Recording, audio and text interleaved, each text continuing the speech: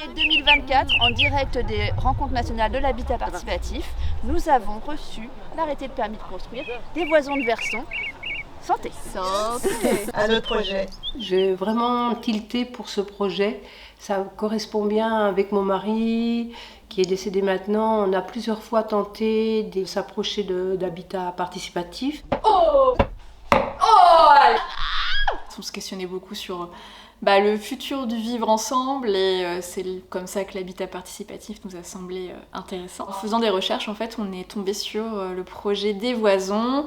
On pensait qu'il y avait plus du tout de logements disponibles parce que c'était un projet qui avait déjà quelques années et en fait, surprise! Ce projet s'inscrit parfaitement de façon plus générale sur notre écoquartier à Verson qui est un ensemble de constructions diverses et variées mais qui a une notion d'éco-responsabilité très forte, sachant que l'habitat participatif rajoute également une notion de vivre ensemble. Alors les parents, les enfants, les personnes âgées et les animaux.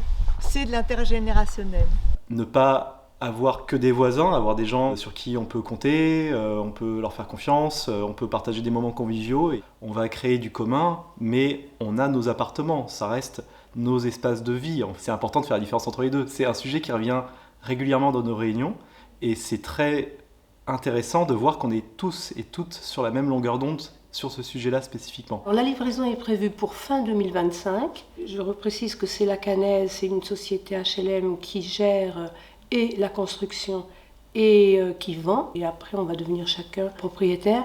La majeure partie des personnes engagées sur le projet pour le moment vont entrer avec le dispositif PSLA. PSLA, en fait, c'est un mode d'acquisition de son logement qui permet de bénéficier de mécanismes financiers aidés, notamment d'une TVA à taux réduit, d'une exemption de taxes foncières pendant 15 ans, et qui permet aussi à l'accédant de pouvoir être sécurisé dans son parcours de vie.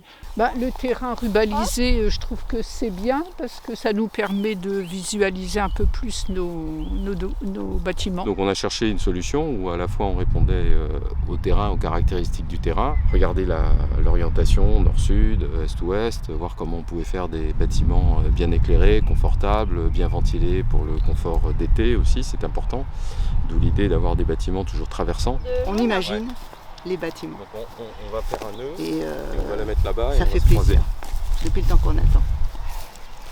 Donc là, oui, tu tiens bien. Et j'accompagne ce super groupe formé des personnes ici présentes, ainsi que de Virginie, ses enfants et leurs petits chiens. Et une famille de réfugiés que nous allons accueillir. On va retravailler dans les prochains mois avec le collectif sur leur organisation, de bien préciser les modes de gouvernance, comment se prendront les décisions collectives concernant la gestion des espaces communs, les envies de partage qu'ils peuvent avoir, les activités qu'ils souhaiteraient développer sur le lieu. On prévoit de pouvoir, notamment dans notre buanderie, mutualiser quelques machines à laver, séchoirs et autres, mais il y a des réflexions aussi par la suite de se dire comment on va plus loin sur cet aspect de partage, mutualisation. Si vous êtes intéressé, des T3, T4 jusqu'à 85 mètres carrés, 3 000 € du mètre carré, que vous soyez célibataire, en couple, avec des enfants, n'hésitez pas à nous rencontrer.